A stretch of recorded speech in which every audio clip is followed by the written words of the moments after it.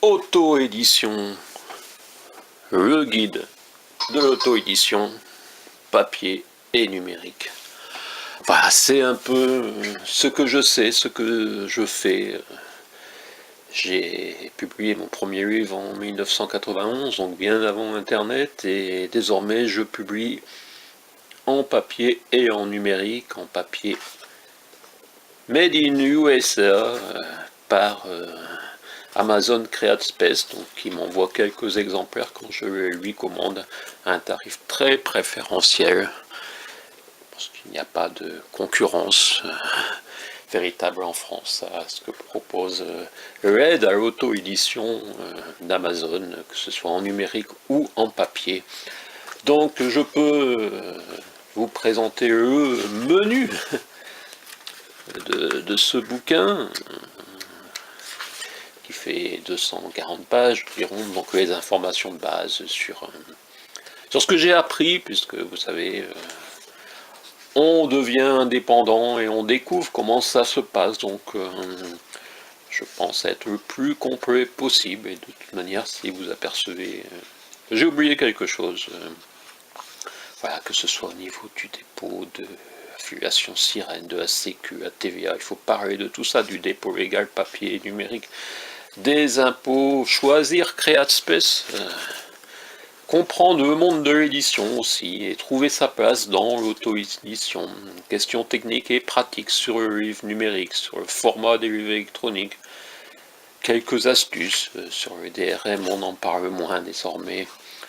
Comment promouvoir ces livres? Méfiez-vous des solutions miracles.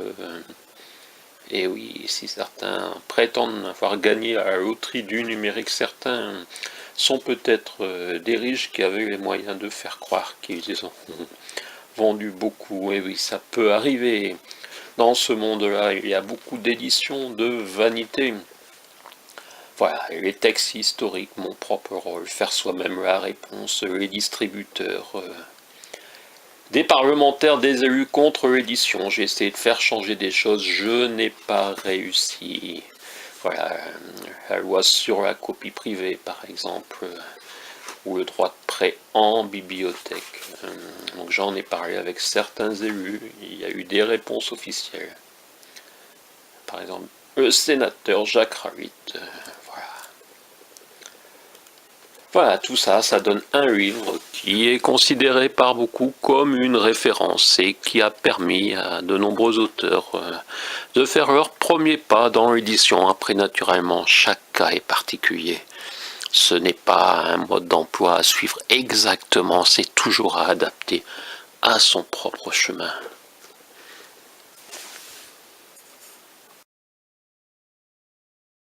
Voilà, Cahors, 42 inscriptions au monument historique, et nous allons regarder ensemble ce bouquin si cette chatte nous le permet, ou alors auto-édition, j'écris ton nom. Je pense pas que vous connaissiez ce bouquin. Peut-être avec cette vidéo, une recherche auto-édition. J'ai débuté un tweet, auto-édition, j'écris ton nom.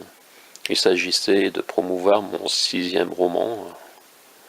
Une pensée m'a stoppé net. Finalement, oui, c'est un titre de livre. Le roman de la révolution numérique, c'est mon 6e roman. Et ces moutons, oui, certains se disent, mais pourquoi des moutons? Mais qui est attentif à la beauté des vitraux de notre département? Pigeonnier, lotoir. Jésus du Quercy. Un bouquin en papier.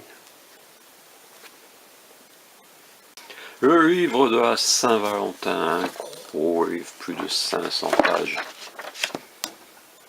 Un livre au tirage confidentiel, mais disponible en papier et en numérique.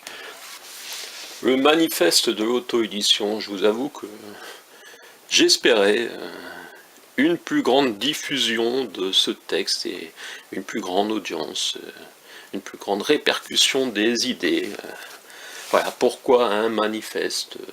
comme Balzac dans sa lettre aux écrivains du 19e siècle. Notez, non, le gouvernement ne fera rien. Je sais que notre gouvernement ne fera rien, que ce... Bon, il fallait bien qu'un jour je vous le présente en vidéo également, ce bouquin sur la disparition d'un canton, mon cul, alors